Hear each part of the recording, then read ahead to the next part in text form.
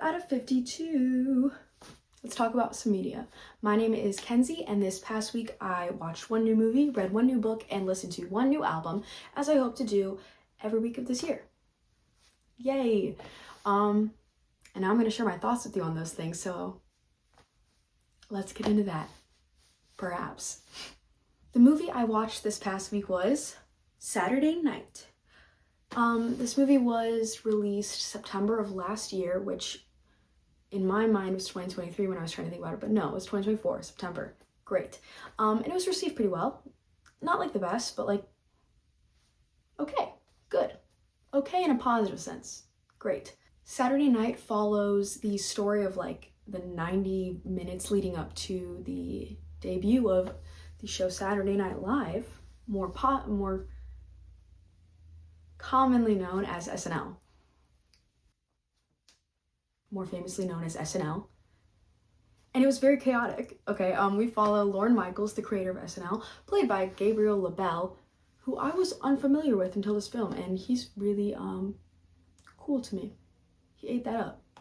But yeah, we follow him and his like trials he's going through to get this show up in the 90 minutes before it has to go on air. And there's a lot that happens.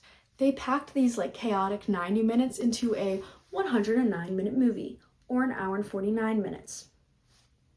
Which means there is something always happening. Like there is thing after thing, problem after problem. Yes, a lot is happening, it's crazy, and because of that, it really keeps your attention. It doesn't feel like it's fighting for your attention either, like it has it. And that's great, and it's rated R, because a lot is happening. It needed that rating.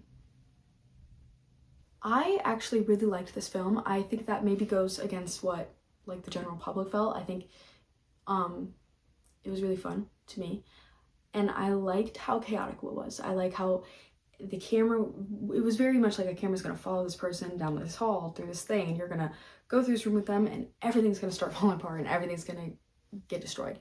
And because of that, you felt very immersed in that, and you felt like you were there, and the stakes were high for you and they were high for them. But the movie, I think, also did like a great job of making you trust them, so it wasn't like, ooh, I'm stressed for them.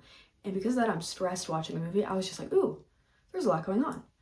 And because that was really enjoyable to watch. Like I didn't have to work to actively watch this movie, and I like that. I think that was cool, because I do highly recommend this one. I didn't know if that was gonna be my opinion going into it, but I really liked it, and I'm glad I chose to watch this movie. This one was on me. I picked this one. Shout out. But yeah, I liked it a lot. For ratings, I would say it's probably like an 8 out of 10. It was really good. I liked it a lot. I don't know. I'd recommend it. I would watch it again. That's like a thing. I think this movie's rewatchable. I want to make my friends watch this with me, because I watched this alone. I want to be like, hey, look, movie on, my show on, and make them watch it. So, good job, movie. Next, the book I read this week was Beach Read by Emily Henry. Yes, this book was actually given to me as a gift about a little over a year ago, and yeah, I went to read it then, and I didn't stick with it. That's my truth. But I came back to it, and I stuck with it because I'm telling you about it. So, second time's the charm for this one, I guess. Beach Read is a romance novel, which is like a booming, bring that boom, which is like a huge genre right now. But it's not one that I typically read. I am not like sitting down and like, I'm gonna read this romance novel. That's not where I belong. But I have been trying to diversify the genres I'm reading. So I thought maybe this would be my get into it, because I'd heard a lot of great things about this book. I've heard a lot of great things about Emily Henry as a writer. Multiple people I know about a year ago were like, this is my favorite book. And I was like, oh, I want to know. And that's why I got it now. So yeah. The main characters of this book are named January and Augustus. I love the months, I guess. He goes by Gus, so it's not like insane, but you know. And these two characters, they are authors of like very opposing genres, kind of cutie, like opposites attract or whatever. Attract, I can't talk. Attract. Anyways, but they're writers, cute, they have the same thing, but like because of like some circumstances, they end up being neighbors for the summer, and that's cute. And they both are like struggling to write, so they're like, hey, I bet you can't write in my genre, I bet you can't write in mine, and that propels the plot forward, because then they try, and then they love. Yeah. This is not my like favorite book. Once again, I just think it's hard for me to get into this genre. I would like to, but I feel like this book was kind of a little all over the place in terms of knowing who it is. Like, Beach Read, who are you? I feel like it'd be like, oh, I'm over here and here and here. And it's like, I don't know. I feel like sometimes less is more in terms of like overlapping of genres and such. I think it tries to build suspense where it doesn't need to, and stuff like that. It's a little much, especially sometimes I feel like the writing style doesn't always align with the style of the story, but that's okay. Also, this book, I didn't say how long it is, but let me tell you now, this is an excerpt. We do not need a reader's guide. We do not need this. It's like 358 pages. Pretty all right. But yeah, not my favorite. Personally, I wouldn't recommend this book like with my whole heart. With my chest, I wouldn't be like, you should read Beach Read. Like, I'm not gonna go around being like, hey, this book was really good. But I know there are people out there that like it. I know there's people that I know right now that I'm like, oh, they would probably like this book. But like, it's not endorsed by me entirely. For ratings, I would say this book, God, I hate negativity. It's not like I don't know, I'm battling myself. I get to make the choices. My channel, my thoughts. I guess. I think I'm gonna say it's a 4 out of 10. First time going below 5, but I'm full of love. Yeah, I would say it's a 4 out of 10. I think it has its audience. I just think I'm not the audience. I also am not the biggest fan of the writing style. So it makes sense that I say what I say. Don't ask why I'm trying to validate. Don't. Anyways, next. The album I listened to this week was 5 Seconds of Summer by 5 Seconds of Summer. Love a self-titled debut album. Shout out. Who's 5 Seconds of Summer? Boy band.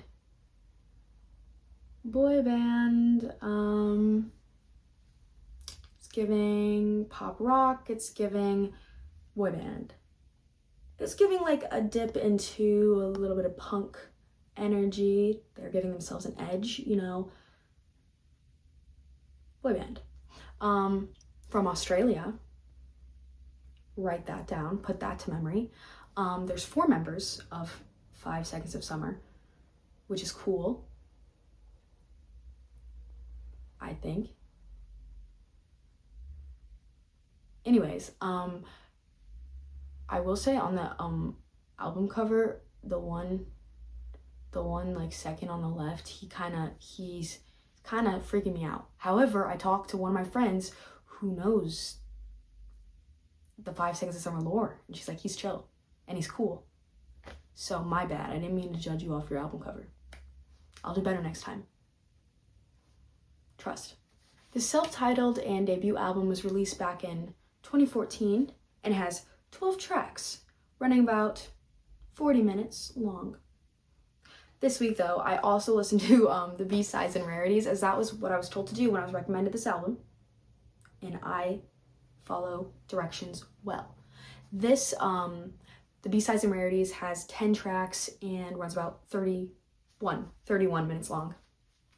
I I'm great with numbers. Basically, you could say I listened to a lot of 5 Seconds of Summer last week, which, you know, I was rocking with it. Low-key, when I was recommended, was like, I've never heard any 5 Seconds of Summer. Wrong. I was wrong. I've heard multiple songs off of this album. So, it's important to be able to admit when you're wrong. Yeah. So that's what I did. I like it. I think it's fun. The album is very, like, it's very boy band. It's very young. It's very, yeah. Whatever that meant. I don't know. High energy. And it's just like, I don't know. It's there for a good time. And I think that's fun in an album and needed every once in a while. Being like an album that's very like boy band. This is so very much like these boys want a girl. They want a girl. Yeah. But written in a way that makes the girls be like, yeah. And you know what? I love that for them. Proud of them for that, I guess. My top 3 tracks off this album were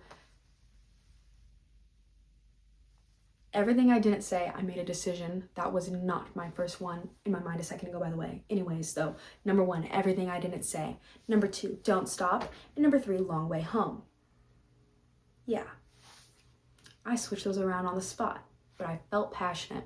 I don't know. Those are the 3 that I find most enjoyable listening to. I think they have the most variety compared to the others too, which was fun. It made them stand out more.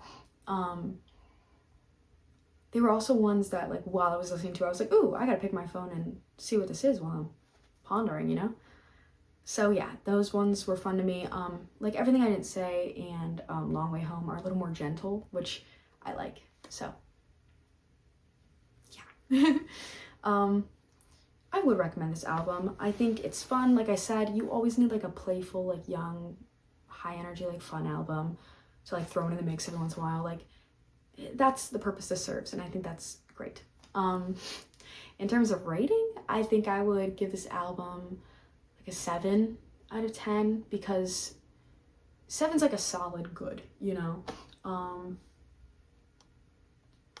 It's not, it didn't change my life. I like a lot of the songs. Rethinking this, I'm making a lot of decisions about this album right now on the spot. Anyways, I feel like it might be a 6.5. I think it's a 6.5. I lied to you a second ago, but it's a 6.5 out of 10. It's a good album, but I don't think I'm running back to 5 Seconds of Summer in my free time. And that's honesty. But I did enjoy it. And I'm glad I know their lore and I want to listen to their new stuff because they still are existing and like doing stuff together. And I think that's cool. Love a boy band that sticks together. But yeah, they inspired me to listen to more of their stuff. Good on them. All right, that was my media for the 5th week of the year. Yeah, this lineup is exciting to me because I had my first like kind of more, not like negative, but like not the most joyous review of one, which I've been waiting for something that I didn't fully connect with or like or enjoy or feel like fully enthused about. And you know, it's important to engage with media that isn't always for you. Write that down. But yeah, I like this lineup for that reason. My favorite for the week definitely was Saturday Night. I think that was fun. I like the vibe. I like the movie. It was great. Recommend, like I said earlier. Anyways, thank you all for watching. Yeah, leave recommendations down below. I'll probably, hopefully, definitely, for sure, maybe, possibly get to them in the future. If I don't, I will. So yeah, thank you so much for watching. Big love, Godspeed. See you all at the end of the week.